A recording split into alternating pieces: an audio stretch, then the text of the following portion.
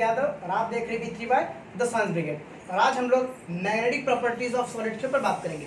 अभी हम लोगों ने पिछले लेक्चर में देख रखा था कि इलेक्ट्रिकल प्रॉपर्टीज कैसे रूल करती हैं या कैसे मैनिफेस्ट होती हैं इन सॉलिड क्रिस्टल्स। तो हम लोग वहाँ पर इलेक्ट्रिक फील्ड के बारे में चर्चा कर रहे थे।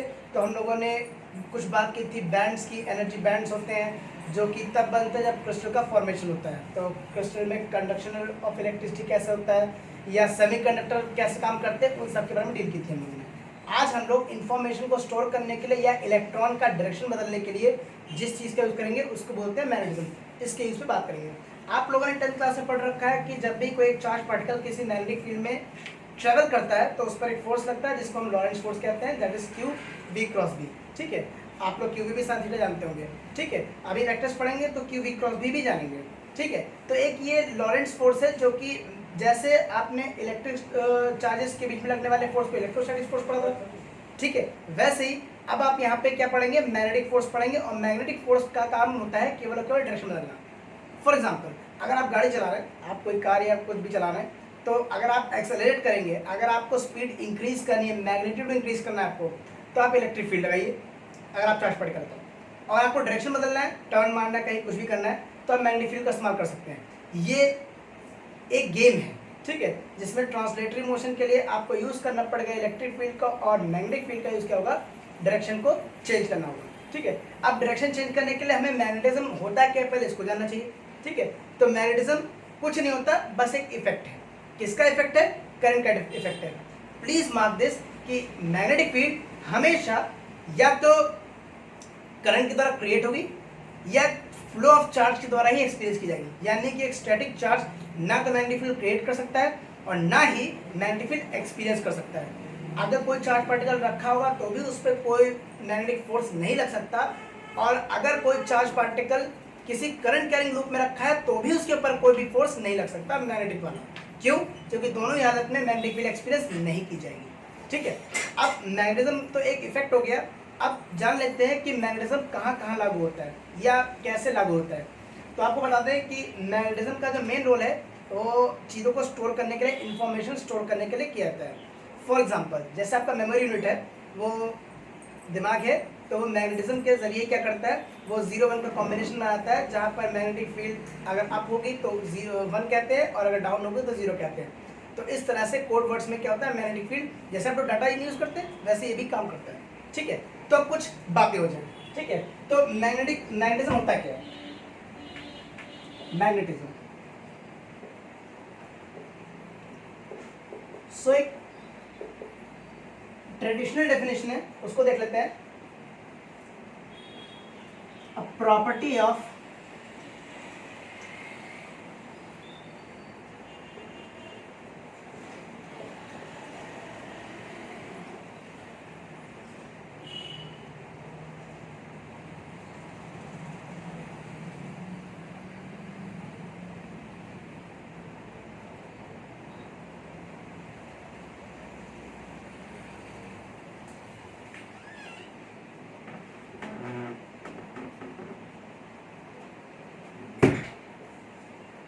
crystal which can be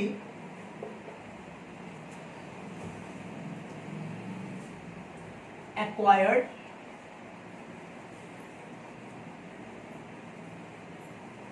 due to the flow of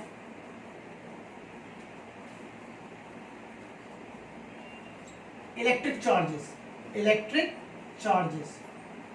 आपको बताया था कि अगर इलेक्ट्रॉन डिफेक्ट होता है तो चार्जेस फ्लो करने के लिए फ्री होते हैं, but through out the volume के बाहर नहीं जा सकते, वरना करंट पहले प्रोड्यूस होगा बिना पोटेंशियल डिफरेंस के। इसीलिए हम कहते हैं कि चार्जेस होंगे वो थ्रू आउट द पोटेंशियल आपके वॉल्यूम में ट्रेवल कर सकते हैं पूरे क्रिस्टल में, बट बाहर नहीं निकल सकते। ठीक है, तो जब चार्ज मूव करेंगे तो कोई ना कोई मैग्नेटिक इफेक्ट जरूर होगा। मैग्नेटिक इफेक्ट कैसे होता है पहले ये जान लेते हैं। ठीक है, तो आप जानते हैं कि इस डेफिनेशन पहले कहा गया, डेफिनेशन समझ लीजिए। डेफिनेशन कहती है कि कोई भी एक प्रॉपर्टी जो कि फ्लो ऑफ चार्जेस की वजह से क्या होती है, डेवलप होती है, उसको मैग्नेटिज्म कहते हैं। अब आप जानते हैं कि हर सब्सटेंस, हर क्रिस्टल हो चाहे ना हो, हर चीज़ मैटर से मिलकर बनी है। ठीक है, और मैटर में सबसे बेस क्या होता है? एटम। ठीक है, और एटम का अगर स्ट्रक्चर आपको याद हो तो मोटी मोटी बात ये है कि एटम जो होता है वो एक कॉम्प्लेक्स स्ट्रक्चर है जिसमें उसका एक कंस्टिट्यूएंट पार्टिकल इलेक्ट्रॉन भी होता है। ठीक है, आपको याद है कि आप लोग मैग्नेटिक क्वांटम नंबर निकालते थे जो कि इंक्लिनेशन बताता है किसी कांस्टेंट मैग्नेटिक फील्ड के द्वारा जो कि एक ऑर्बिट करता है। सो एक रफ डेफिनेशन ये है, जो अगर आप इसको फोकस ऐसे के देख रहे हैं तो बता दें कि न्यूक्लियस होता है आपका ठीक बीचों बीच, इसको हम न्यूक्लियस कहते हैं ऑफ एन एटम। ठीक है, और इसके ऑर्बिट्स में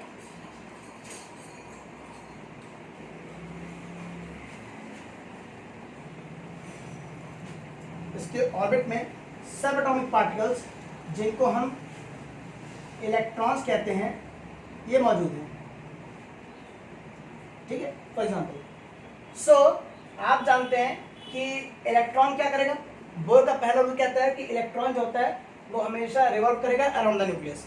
रिवॉल्व कर रहा है मतलब ये घूम रहा है तो उसकी कुछ ना कुछ एंगुलर वेलोसिटी भी होगी, जिसको कभी कभी हम एंगुलर फ्रीक्वेंसी कहते हैं, जिसका रिलेशन जो होता है वो एंगल ओवर टाइम होता है। ठीक है, ऑफ कोर्स एक रोटेशन में 360 डिग्री होंगे, जिसको आप मैथमेटिक्स से पढ़े होंगे कि पाई को हम 180 डिग्री भी लिख सकते हैं। तो ये एंगुलर फ्रीक्वेंसी है, एंगुलर वेलोसिटी होता है।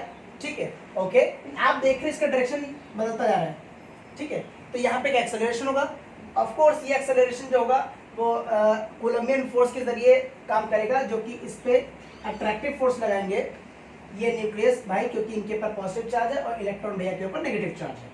ठीक है, तो ये इलेक्ट्रोस्टैटिक अट्रैक्टिव फोर्स लगाएंगे और इसको बैलेंस करेगा एक फोर्स जिसको कहते हैं सेंट्रीफ्यूगल फोर्स, जो कि होगा mv² mv0² या mv² कह सकते हैं ओवर r। ठीक है, सो वहां से आप एटॉमिक रेडियस वगैरह निकाल के आते हैं, वो अलग बात है।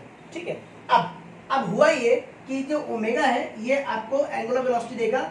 ये आपको बता रहा है कि यहाँ पे जो वेलोसिटी है वो कौन सी है, ये एंगल वाइज है, यानी कि आपका डायरेक्शन हर इंस्टेंट पे चेंज हो रहा है, हर इंस्टेंट पे आपका डायरेक्शन क्या हो रहा है, चेंज हो रहा है। ठीक है, लेकिन इलेक्ट्रॉन का मोशन तो हो रहा है ना, इलेक्ट्रॉन का मोशन हो रहा है, इलेक्ट्रॉन का मोशन हो रहा है मतलब कि चार्ज मूव कर रहा है, और चार्ज मूव कर रहा है तो आप कह सकते हैं कि यहाँ पे करंट डेवलप होगी। भैया I इक्वल्स टू क्या पढ़ा, I इक्वल्स टू Q/T पढ़ा, यानी कि Q that is electronic charge upon time. ठीक है, टाइम की वैल्यू ऐसे निकाल सकते हैं, तो ये हो जाएगा QT, यानी कि हो जाएगा 2π/ओमेगा। ठीक है, T ये हो जाएगा 2π/ओमेगा, करेक्ट। ठीक है, तो I का जो वैल्यू है वो 2π/ओमेगा हो जाएगा, Q ओमेगा अपॉन 2π हो जाएगा। पाई यानी कि 180 डिग्री, Q इलेक्ट्रॉनिक चार्ज है, ओमेगा गिवन होगा। या ओमेगा निकालने का भी तरीका है, आप एनर्जी के टर्म में निकाल सकते हैं। ठीक है, अगर आप क्वांटम हार्मोनिक ऑसिलेटर की बात कर रहे हैं तो एनर्जी जो होता है वो h/2 ओमेगा के आसपास होता है। h रिड्यूस प्लैंक कांस्टेंट, इसके बारे में चर्चा भी करेंगे। ठीक है, तो मेरे कहने का मतलब ये मोटी मोटी बात ये है कि ओमेगा जो होता है वो एनर्जी से कनेक्टेड है, ओमेगा वेलोसिटी है। अच्छा, ये भी नहीं पता, कोई बात नहीं, आप kinetic energy equals to half mv² जानते हैं, जानते हैं v, आप जानते हैं सर्कुलर मोशन आपने पढ़ रखा है कि जो v होता है वो r ओमेगा के बराबर होता है, तो आप यहाँ सकते हैं हाफ r² ओमेगा स्क्वायर, ये mr² बन जाएगा I। तो अगेन काइनेटिक एनर्जी जो होती है वो ओमेगा स्क्वायर के प्रोपोर्शनल होती है, हम आपको केवल बताना चाहते हैं। ठीक है, तो करंट आपने निकाल ली, तो काइनेटिक एनर्जी क्या होगी, वो भी होगी।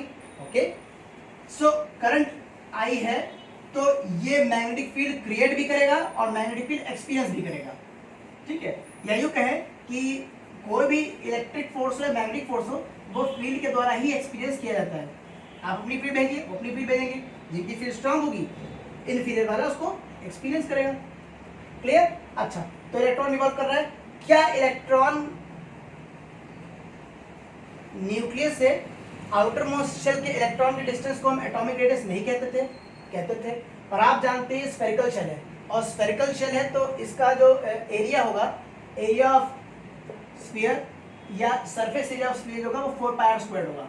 और इन केस अगर आप इसको एरिया ऑफ सर्कुलर पाथ मान के चल रहे हैं अकॉर्डिंग टू बोर, तो ये πr² होता है एरिया।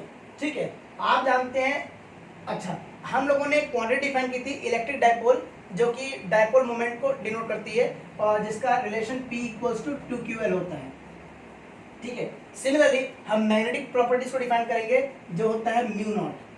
ठीक है, इसको लिखते हैं I टाइम्स A। ठीक है, इतनी बात जान लीजिए कि इसके अंदर मैग्नेटिक प्रॉपर्टी होती है, जो इसका क्वांटा है वो उसको बोर मैग्नेटॉन बोलते हैं, और बोर मैग्नेटॉन म्यू बी, इसका जो वैल्यू होता है वो ज़्यादा नहीं 2.67 टाइम्स 10⁻⁻24 एम्पियर मीटर स्क्वायर होता है। ठीक है, ये एक रफ आइडिया है। ठीक है, मेरे कहने का मतलब ये यहाँ पर जब ऑर्डर होता है वो 10⁻⁻24 ऑर्डर का होता है, यानी कि बहुत एक्सट्रीमली वीक होता है, बट होता है। ठीक है, तो कहने का मतलब ये है कि अगर कहीं पर भी आपको करंट कैरिंग लूप दिख जाए, अगर आपको कहीं भी करंट कैरिंग लूप दिख जाए, देखिए यहाँ पे करंट कैरिंग लूप है, तो यहाँ पे मैग्नेटिक इफेक्ट डेवलप होंगे। यानी कि हर सब्सटेंस पे, क्योंकि हर सब्सटेंस मैटर से मिलकर बना, एटम से मिलकर बना है, और एटम में इलेक्ट्रॉन्स होंगे, तो हर सब्सटेंस जो होगा वो मैग्नेटिक इफेक्ट दिखाएगा ही दिखाएगा, होता है। लेकिन कुछ कम दिखाएंगे, कुछ ज़्यादा दिखाएंगे। अच्छा, एक बात और, एक खास बात, ये जो मैग्नेटिक डायपोल होता है ये वेक्टर क्वांटिटी है। ठीक है, डायपोल मोमेंट, तो इसको हम I क्रॉस A से डिनोट करते हैं।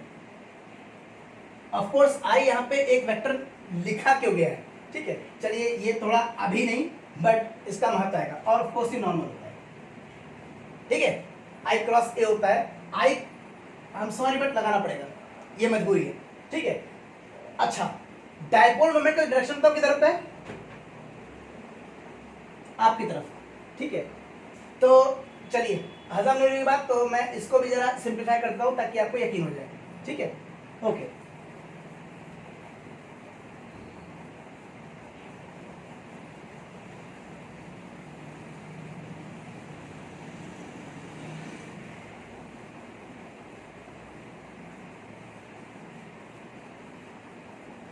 अभी तो आप लोग स्केलर रख के चलेंगे, बट आगे आप लोग पाएंगे कि एक वेक्टर क्वांटिटी कही जा सकती है।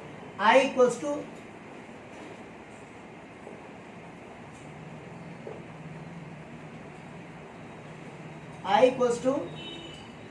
Q बाई टी हम लोगों ने पढ़ा था। अगर एक वायर है, बेसिक बात कर रहा हूं मैं, अगर एक वायर है तो आप जानते हैं कि इस वायर का कुछ ना कुछ लेंथ होगा, से L, इस पर एक लीनियर चार्ज डेंसिटी में डिफाइन करते हैं, lambda equals to Q by L define करते थे। ओके, करते थे, तो यहाँ से Q की हम वैल्यू निकाल सकते हैं, Q की वैल्यू लैम्डा इंटू L आ जाएगी। ठीक है, हम बहुत ज़्यादा हार्ड मैथमेटिक्स नहीं करेंगे, हमारा कहने का मतलब ये वैसे ये है कि यहाँ पर I जो होता है वो lambda into Q, lambda into L over T, और L over T is the dimension of velocity. Lambda is being a scalar quantity और वेलोसिटी है, इसीलिए हमें वेक्टर कहना पड़ता है। ठीक है, ये आगे आप लोग देखेंगे, बट ये है, अगर आप लोग करंट इलेक्ट्रिसिटी पढ़ के देख चुके हैं तो आप जानते हैं I equals to NEA, area of cross section, into VD होता है। From here it is, you can say that ये VD ड्रिफ्ट वेलोसिटी है, तो उस समय भी ये क्या होगा, ये एक वेक्टर क्वांटिटी डिनोट हो सकती है। ठीक है, तो हमारा कहने का मतलब ये है कि करंट एक सेंस में, अभी नहीं लेकिन हाँ आगे चल के एक सेंस में ये वेक्टर क्वांटिटी की तरह ट्रीट होती है। ठीक है, ओके, तो मैग्नेटिक इफेक्ट तो हर जगह होता है, कहीं कम कहीं ज़्यादा, सही बात है। तो मैग्नेटिक इफेक्ट के बेस पर हम लोगों ने क्रिस्टल्स को 5 भागों में डिवाइड कर रखा है। कितने भागों में? 5 भागों में।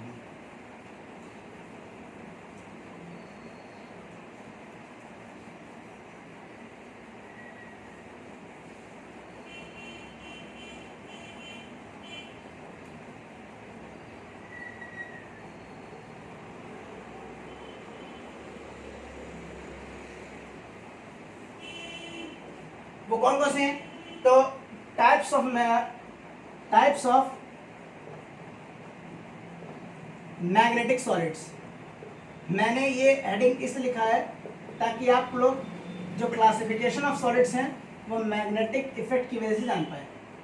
तो सबसे पहला है, इसको बोलते हैं हम क्या, इसको बोलते हैं हम पैरामैग्नेटिज्म।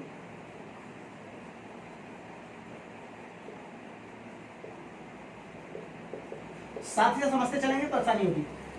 पैरा मतलब होता है सिंगल, यानी कि ये मैग्नेटिज्म उन क्रिस्टल्स में होगा जिनके एलिमेंट्स के जो एटम्स हैं, ठीक है, जिनके एलिमेंट्स के जो एटम्स हैं वो अनपेयर्ड होंगे, यानी कि Na हो गया, मतलब एल्कलाइन मेटल जितने हैं वो तो होंगे, ठीक है।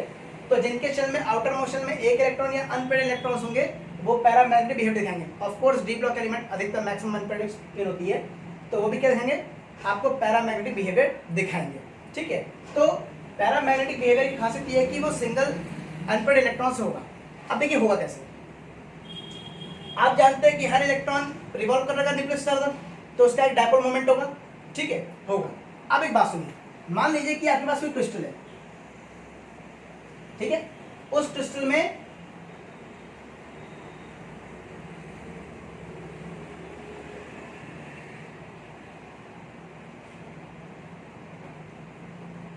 डायपोल्स है जो कि रैंडमली ओरिएंटेड है, ठीक है। अब आपने क्या किया, आपने बाहर से एक मैग्नेटिक फील्ड लगाई, बी लिखते हैं इसको, ठीक है, लगाई, तो होगा ये पैरामैग्नेटिक मटेरियल्स में होता ही है। आप जानते हैं कि मैग्नेटिक क्वांटम नंबर निकालते हैं तो इंक्लिनेशन निकालते हैं ऑफ द ऑर्बिट। उसी तरह से जब मैग्नेटिक फील्ड इस पर अप्लाई होगी तो इनके क्यूमुलेटिव इफेक्ट की वजह से ये मैग्नेटिक डायपोल्स हैं, ये अपने आप को मैग्नेटिक फील्ड की डायरेक्शन क्या करेंगे, ओरिएंट कर लेंगे। ओरिएंट कर लेंगे मतलब अलाइन कर लेंगे, उसके बिल्कुल सीधे में आ जाएंगे, या कह सकते हैं उसको रिस्पॉन्ड करेंगे। तो उस हालत में जो नया हमारे पास स्ट्रक्चर होगा वो ऐसा होगा, सब के सब ओरिएंटेड है around the direction of magnetic field, ठीक है।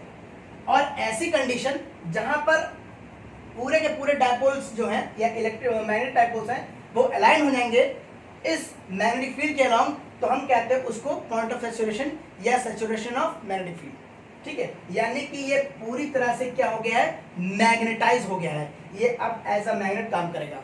आप जानते हैं कि जहां से मैग्नेटिक फील्ड निकलती है उसको नॉर्थ पोल कहते हैं और जहां जाती है उसको साउथ पोल कहते हैं, तो ये मैग्नेट उनके तैयार हुआ, ठीक है। तो ये पैरामैग्नेटिज्म का काम था। इसमें ध्यान रखिएगा कि ये तभी तक काम करेगा जब तक कि आपने मैग्नेटिक फील्ड लगाई है। अगर मैग्नेटिक हटा लेंगे तो अगेन डायपोल्स इनके रैंडमली ओरिएंटेड हो जाएंगे और इस पर कोई फर्क नहीं पड़ेगा। इसीलिए कह रहे हैं ये वीकली अट्रैक्टेड होते हैं बाय एक्सटर्नल मैग्नेटिक फील्ड, ठीक। अब नेक्स्ट आता है, उसको बोलते हैं डायमैग्नेटिक बिहेवियर।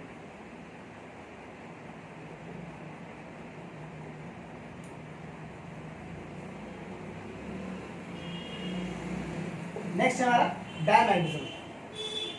बढ़िया, सबसे पहली बात पैरामैग्नेटिज्म में हुआ क्या था, पैरामैग्नेटिज्म में हुआ ये था कि जो हमारे पास सब्सटेंस है उसके आउटर मोशन में एक इलेक्ट्रॉन था। इसमें क्या होते हैं, यहाँ पे पेयर्ड इलेक्ट्रॉन्स होते हैं, ठीक है, इसलिए हमें मेंशन करना पड़ेगा पेयर्ड इलेक्ट्रॉन्स पर होता है। इसकी खास बात ये है, पहले मैक्रोस्कोपिक प्रॉपर्टी है कि अगर इसको आप किसी मैग्नेटिक फील्ड में रखेंगे तो ये बहुत वीकली रिपेल कर जाएगा, लेकिन बहुत वीकली करेगा। यानी कि इसका मतलब ये है कि जिस मान लीजिए रैंडमली ओरिएंटेड क्रिस्टल था जिसके ऊपर आपने मैग्नेटिक फील्ड लगाई, तो हुआ ये कि इसके जो डायपोल्स होंगे वो ऑपोजिट टू द फील्ड क्या हो जाएंगे, अलाइन हो जाएंगे, सभी के सभी, ठीक है। अगर आपने मैग्नेटिक फील्ड लगा रखी बाहर से, ठीक है, तो ऐसी हालत में ये मैग्नेट रिपेल कर जाएगा, ठीक है, ओके। तो क्योंकि ये नॉर्थ पोल होगा, ये साउथ पोल होगा, इसकी मैग्नेटिक फील्ड इधर है तो ये साउथ पोल और ये नॉर्थ पोल और opposite pole repel each other, therefore ये मैग्नेट क्या जाएगा, रिपेल कर जाएगा। बट बहुत ही लाइटली करेगा, क्योंकि अगर ये दूर जाता जाएगा वैसे magnetic field effect exponential decrease कर जाता है, जिसकी वजह से ये क्या हो जाएगा, ये रिपेल करना उतने फोर्स नहीं लगेगा इस पर, ठीक है। तो इसकी खासियत ये है कि ये पेयर इलेक्ट्रॉन्स लगता है। दूसरी खास बात ये है कि मैग्नेटिक डायपोल्स जो होते हैं वो ऑपोजिटली ओरिएंटेड हो जाते हैं with respect to the external magnetic field. तो यानी कि अगर एक्सटर्नल मैग्नेटिक फील्ड आपने लगाई है तो ये डायपोल्स होंगे क्या हो जाएंगे, वो ऑपोजिटली ओरिएंटेड हो जाएंगे, जिसकी वजह से इन पर रिपल्सिव फोर्स लगता है जो कि एक्सपोनेंशियली कम हो जाता है जब ये दूर चले जाएंगे। आप जानते हैं बी जो होता है वो इन्वर्सिव फोर्स होता है 1/r², क्लियर, आपको बायो-सावर्ट लॉ आपने पढ़ा होगा, ओके। नेक्स्ट हमारा उसको बोलते हैं फेरोमैग्नेटिज्म। ये खास बात है,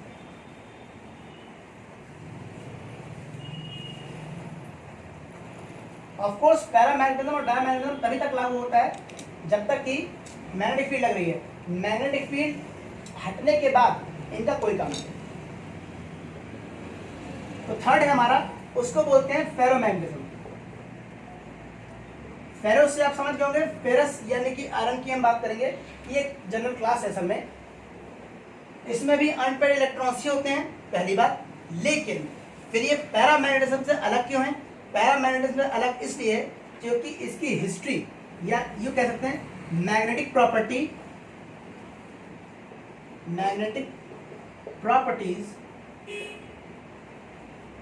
are independent of the history of magnetization।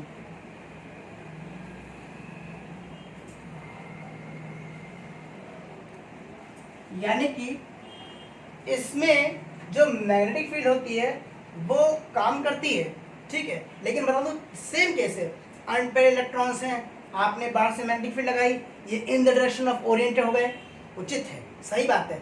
लेकिन अगर आप मैग्नेटिक फील्ड हटा लें एक्सटर्नल वाली, अगर आप एक्सटर्नल मैग्नेटिक फील्ड हटा लेंगे तो यहाँ पर जो डायपोल्स होंगे वो पैरामैग्नेटिज्म में क्या होता था, वहाँ पे डायपोल्स वापस आते थे अपनी ओरिजिनल पोजीशन पे, यहाँ पर नहीं आते।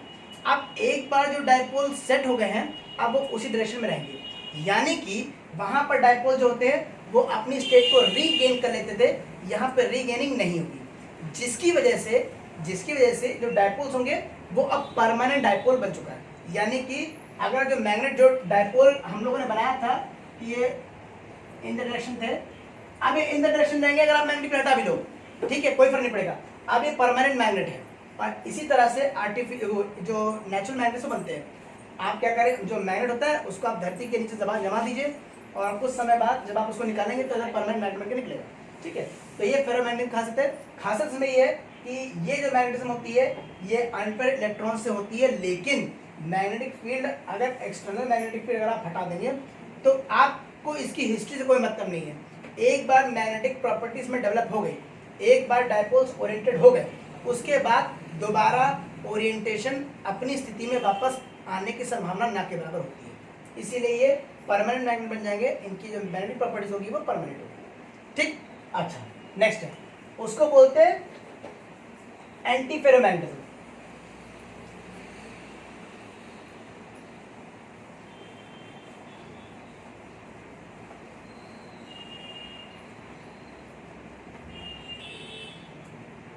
एंटी फेरोमैग्नेटिज्म, एंटी मतलब क्या होता है, ऑपोजिट, यानी कि यहाँ कुछ ऑपोजिट होगा। आपको शुरुआत में बताया गया था कि क्रिस्टल जो होता है वो डिफाइन होता है बाय इट्स ग्रेन बाउंड्रीज, या यूँ कहें कि उसकी बाउंड्रीज है जो कि सिंगल क्रिस्टल से बनती है, ठीक है। तो अगर मान लीजिए कोई पाउडर क्रिस्टल है तो उसमें ग्रेन बाउंड्रीज होगी। इन द सेम वे यहाँ पर एक थ्योरी है, जैसे मान लीजिए कोई क्रिस्टल है तो क्रिस्टल में खूब सारे बाउंड्रीज होंगे, ठीक है, मैंने कुछ बनाने की कोशिश की है। तो इसमें आप देख रहे हैं कि जो डायपोल्स होंगे वो रैंडमली ओरिएंटेड होते हैं, ठीक है, होते हैं, क्लियर। लेकिन जब आप मैग्नेटिक फील्ड लगाएंगे इस पर, जब आप एक्सटर्नल मैग्नेटिक फील्ड लगाएंगे तो होगा ये कि इनमें से आधे तो ये यूं कहें ऐसे बना सकते हैं,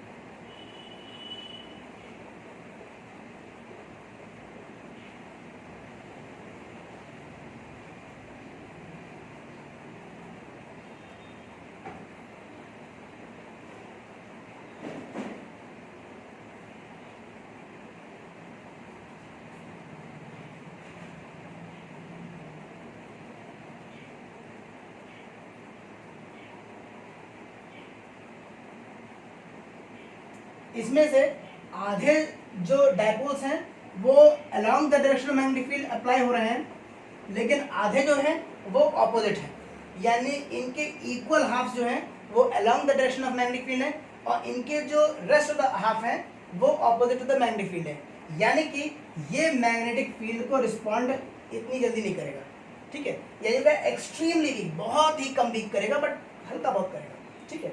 तो मैग्नेटिक फील्ड अगर आप बता दें तो मैग्नेटिक फील्ड की यूनिट होती है वो गॉस या टेस्ला में होती है। Of course 1 tesla equals to 10⁴ gauss होती है। तो ये तो बहुत ज़्यादा मैग्नेटिक फील्ड हो गई, ठीक है। इनका ऑर्डर बहुत कम होता है, बहुत ज़्यादा कम, नैनो टेस्ला के ऑर्डर का, या समझ लीजिए माइक्रो टेस्ला के ऑर्डर का ये इफेक्ट आता है, ठीक है। यानी कहने का मतलब ये कि अगर आप फेरोमैग्नेटिज्म पे अप्लाई करें, एंटी फेरोमैग्नेटिक मटेरियल पे अगर आप मैग्नेटिक फील्ड अप्लाई करेंगे, तो ये मैग्नेटिक फील्ड को रिस्पॉन्ड इसलिए नहीं करता क्योंकि इसमें आधे जो ज़्यादा डायपोल होते हैं वो तो along the direction of magnetic field चले जाएंगे, लेकिन मोस्ट ऑफ द पार्टिकल्स होंगे वो ऑपोजिट भी जाएंगे, जिसकी वजह से ये जो होगा वो नेट मैग्नेटिक इफेक्ट जीरो आता है और आप कहते हैं कि मैग्नेटिक फील्ड को रिस्पॉन्ड नहीं कर रहा है, ठीक है। अब आता है आखिरी मैग्नेटिज्म का टाइप, इसको बोलते हैं फेरी मैग्नेटिज्म।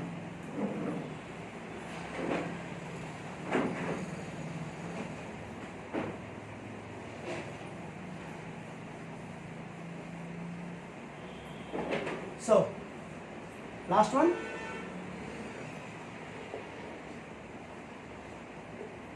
फेरी मैग्नेटिज्म। फेरी मैग्नेटिज्म एक क्रिस्टल का टाइप है या मैग्नेटिक क्रिस्टल का टाइप है, ठीक है। इसमें होता ही है कि अगर आप डायपोल्स रैंडमली ओरिएंटेड है,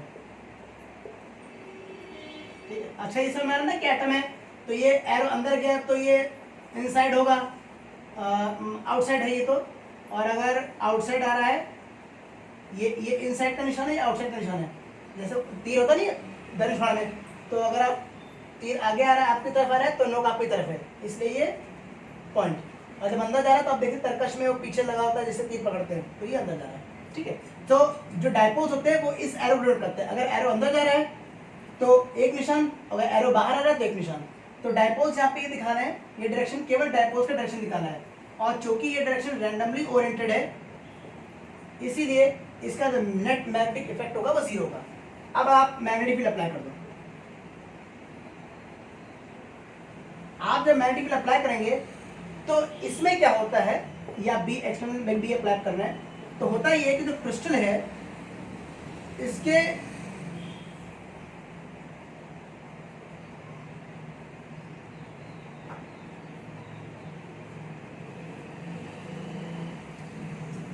इसमें होता ही है कि ये जो क्रिस्टल्स हैं, ठीक है, ये ऐसे क्रिस्टल हैं जिसमें जो मैग्नेटिक फील्ड होती है, एक्सटर्नल मैग्नेटिक फील्ड कुछ अलोंग भी होंगे, कुछ पार्शियली इंक्लाइंड होंगे, यानी कि ये कुछ ना कुछ एंगल बनाए रखेंगे मैग्नेटिक फील्ड से, ठीक है, और बहुत ही कम जो होंगे वो वीकली क्या हो जाएंगे, ये ऑपोजिट डायरेक्शन में जाएंगे, यानी कि इन पर लगने वाला मैग्नेटिक फील्ड का इफेक्ट, इन पर लगने वाला मैग्नेटिक फील्ड का इफेक्ट सबसे ज़्यादा निम्न होगा, सबसे ज़्यादा लो होगा, ठीक है। क्योंकि इसमें ना तो डायपोल्स जो है वो along the direction of magnetic field है एग्जैक्टली, और ना ही ऑपोजिट है, यानी कि इनमें जो होगा वो इफेक्ट होगा, लेकिन फेरोमैग्नेटिज्म से इफेक्ट क्या होगा, इनमें बहुत कम होगा, ठीक है।